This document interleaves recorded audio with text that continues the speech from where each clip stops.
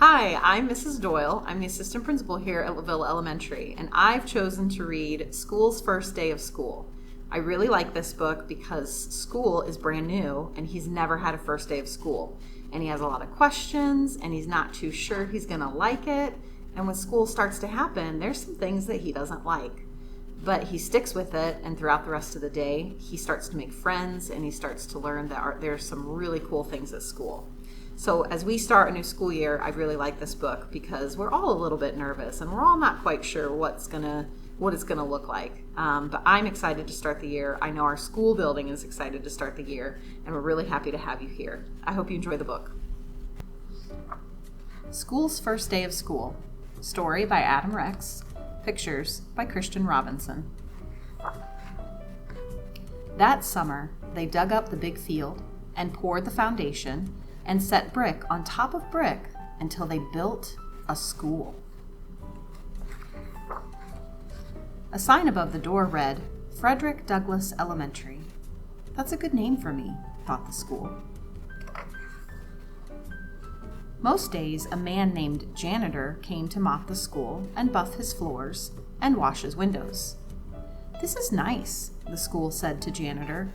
Just the two of us. Won't be just us for long, said Janitor.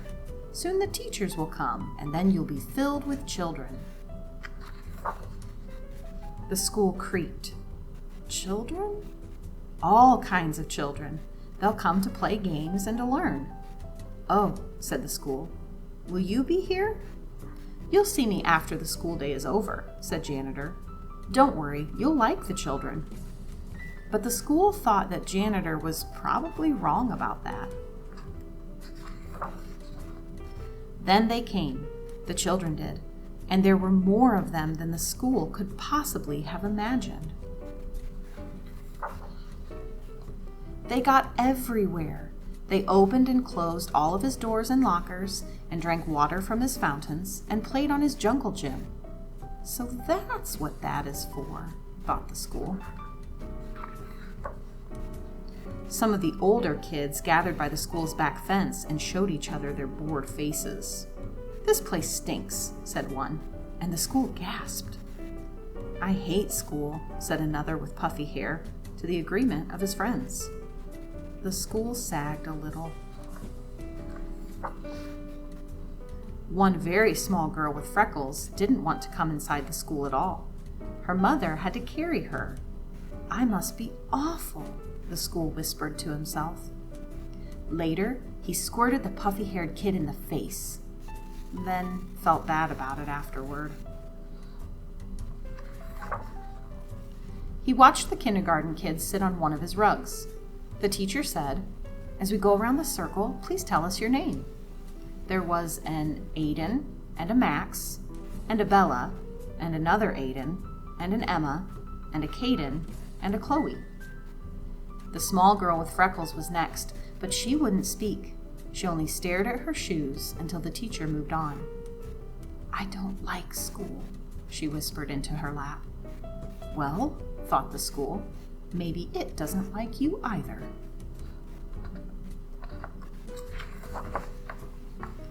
The children were in their chairs finally, but just as the school was starting to relax, his fire alarm sounded and all the children exited and walked to the other side of the field and stared at him. He was so embarrassed. He held his doors open for them when they returned. Sorry, he said as the first child entered. Sorry, sorry, sorry, he told them all, even the girl with the freckles. At 12 o'clock, the school was filled with food. At 12:30, the school was filled with garbage. At one table, a boy told a funny joke, and another boy laughed so hard that milk came out his nose. Now I'm covered with nose milk, thought the school. He had to admit that it was a pretty funny joke, though. Even the girl with freckles liked it. After lunch, the kindergarten kids learned about shapes. A rectangle has 4 sides, said the teacher. 1, 2, 3, 4. And a square has 4 sides, too. In fact, a square is actually a special kind of rectangle.